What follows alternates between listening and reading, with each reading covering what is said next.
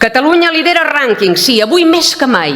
Ocupa el primer lloc al podi en ocupacions il·legals, en fracàs escolar, en barracons insalubres, en morts a les llistes d'espera, en dèficit de metges i infermeres. Som líders en agressions sexuals i en assassinats. I si parlem de la construcció de mesquites salafistes i radicals, llavors, clar, guanyem per golejada. I quina és la reacció del seu govern?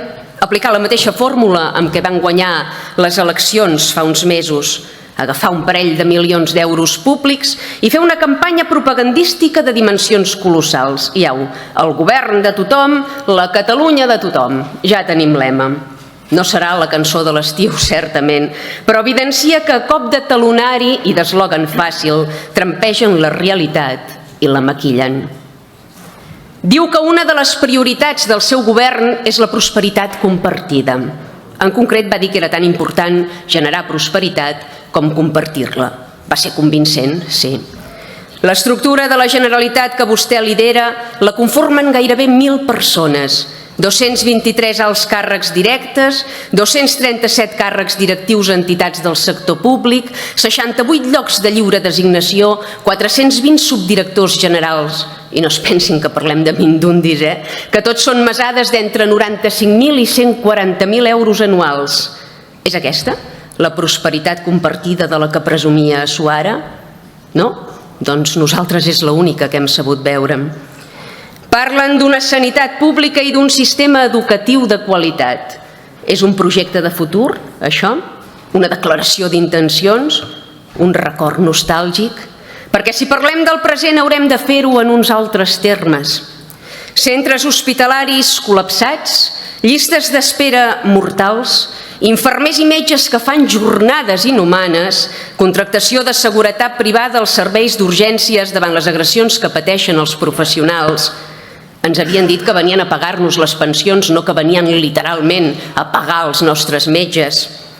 I què n'hem de dir de l'ensenyament? La matrícula viva ha matat tot intent d'excel·lir en l'àmbit acadèmic. El degoteig frenètic d'alumnes estrangers ha perjudicat els nostres fills, que veuen incrèduls com es rebaixen continguts i com augmenten els casos d'assetjament escolar, fins al punt de competir de tu a tu amb Ceuta i Melilla. I si parlem d'instituts i universitats, que els CEMSA, perquè allà hi niua l'islamoesquerranisme i les direccions i rectorats, majoritàriament, no fan costat als alumnes que paguen matrícula i volen fer les seves classes o els seus exàmens, no. Fan cas als 4 eixelebrats que no saben situar Palestina al mapa, però que s'encaputxen i encadenen perquè Hamas els hi ordenen. Quan diuen que Catalunya està en marxa, em sembla que s'obliden que tenen posada la marxa enrere. En termes econòmics ens diuen que Catalunya s'ha d'obrir al món per poder exportar.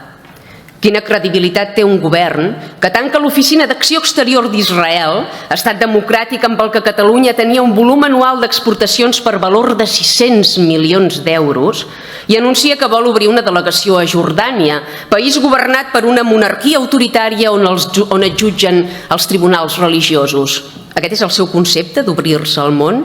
Tancar la porta a la civilització i obrir-la a la xària? Fa gràcia que s'erigeixin en defensors a ultrança dels drets humans i que de la talaia de la superioritat moral estant ens jutgin i increpin. Fa gràcia veure com els instigadors del 155 ara defensen la llei d'amnistia o el català a Europa. De tant protegir l'islam, n'han copiat la metodologia. Com que no en són prous per desplegar en solitari el seu programa electoral, camuflen intencions i adapten el relat a la cerca de suports necessaris que els permetin avançar per acabar imposant-se. Si disposessin de majoria absoluta, els importaria ben poc l'absència del diputat Puigdemont o la negació europea d'expressar-nos en la llengua natural i pròpia d'aquesta terra. Quan el PSOE té majoria absoluta, no cerca consensos. Se'n va a la drogueria a comprar Calç Viva. Afortunadament pels opositors, a dia d'avui no en tenen de majoria absoluta. Per això governen a cop de decret llei, sense pressupost, i fingint una catalanitat amb la que internament tots sabem que no combreguen. La seva desconnexió del país s'evidencia quan, com a resposta a la inseguretat, afirmen més Mossos, més jutjats i més polítiques socials. En comptes de focalitzar-se a l'arrel del problema, de demanar l'expulsió dels immigrants que cometen delictes i dels que no es poden mantenir al país per mitjans propis i xuclen recursos públics com llagastes, vostès demanen abocar-hi més diners. Cursos de drets humans, com el senyor Colomines. Augmenten la pressió fiscal damunt els catalans per pagar la festa multicultural que han organitzat unilateralment, sense consultes populars ni referèndums. I qui ho pateix? Els ciutadans. Ahir treia pit del dispositiu Campa i anunciava més de 400 detencions. Ens pot dir quants minuts va durar cadascuna d'aquestes detencions, senyor Illa? Perquè, esclar, si hem de fer dispositius milionaris que requereixen un esforç titànic del cos de Mossos d'Esquadra i al cap de 5 minuts els tornem a tenir tots al carrer a punt de tornar-hi, doncs, home, potser no cal organitzar més dispositius Campai, sinó flotilles de tornada cap a casa. Diu que han reduït la inseguretat. 1.742 agressions sexuals en penetració li semblen poques? L'augment d'un 20% en assassinats i intents d'homicidi, què és? Un fet aïllat? Què han reduït exactament?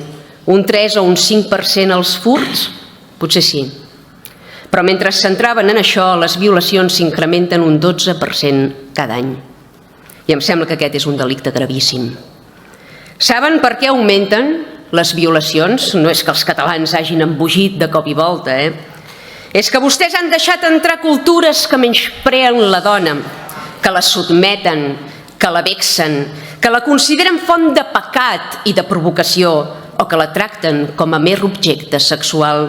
I com que la dona és inferior o impura, doncs, goita, tot s'hi val.